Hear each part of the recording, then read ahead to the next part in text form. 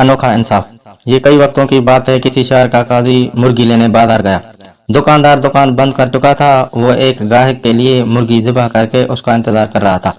काजी साहब ने कहा, यही मुर्गी दे दो। दुकानदार ने कहा, मैं मुर्गी के मालिक को क्या जवाब दूंगा। काजी साहब ने कहा, ग्राहक से कह देना मुर्गी उड़ गई। बात बढ़ेगी तो मामला मेरे पास ही आएगा। दुकानदार ने मुर्गी काजी को दे दी। कुछ ही देर में वो ग्राहक आन पहुंचा जिसकी मुर्गी थी। मुर्गी तलब करने पर दुकानदार ने बताया कि मुर्गी उड़ गई है। वो न माना और दुकानदार को पकड़कर काजी के पास चल गया। रास्ते में दो अफराद झगड़ रहे थे। दुकानदार बीच बचाव कराने लगा तो उसकी उंगली लड़ने वालों में से एक शख्स की आंख में लग गई, जिससे उसकी आंख जाया हो गई। वो यहूदी था, सो वो भी अपना मामला लेकर काजी की तरफ साथ ही चल पड़ा। दुकानदार बहुत परेशान था कि मुर्गी के मामले में तो काजी बचा लेगा, मगर इसके मामले में क्या होगा।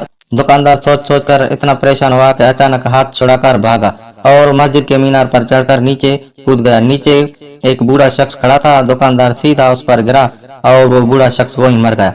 मरने वाले के बूढ़े शख्स के बेटे ने दुकानदार को पकड़ लिया। जब उसे पता चला कि इस दुकानदार को काजी के पास पेशी के लिए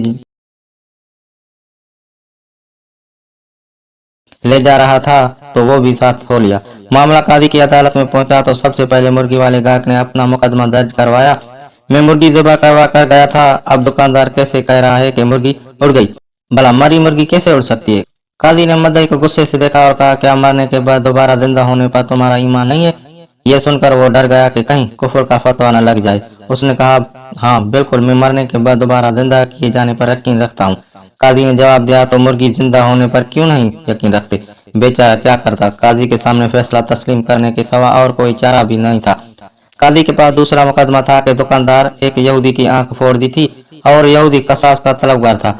चूंकि यहूदी के लिए कसास आधा मुकर्रर था, इसलिए काजी साहब ने फैसला सुनाया, दुकानदार यहूदी की दूसरी आंख भी फोड़ दे और यहूदी बदले में निस्फ कसास यानी दुकानदार की एक आंख फोड़ेगा। फैसला सुनते ही यहूदी की सिट्टी गुम हो गई कि अगर दूसरी आंख भी चली गई तो कहीं का नहीं रहूंगा। सो उसने अपनी जान बचाने के लिए दुकानदार को माफ कर दिया। अब तीसरे मुकदमे में बूढ़े का बेटा काजी के पास रूबरू पेश था। काजी जी ने मामला तवज्जो से सुना और फैसला सुनाया। दुकानदार मस्जिद के उसी मीनार के आगे खड़ा कर दिया। मरने वाले बूढ़े का बेटा मीनार की उसी खिड़की से दुकानदार पर छलांग लगाकर उसकी जान ले ले और अपना कसास वसूल कर ले। बूढ़े के बेटे ने कहा, काजी साहब अगर दुकानदार जरा सा भी इधर उधर हुआ तो मेरी अपनी जान चली जाएगी। काजी ने जवाब दिया, तो तुम्हारा बाप भी तो इधर उधर हो सकता था ना।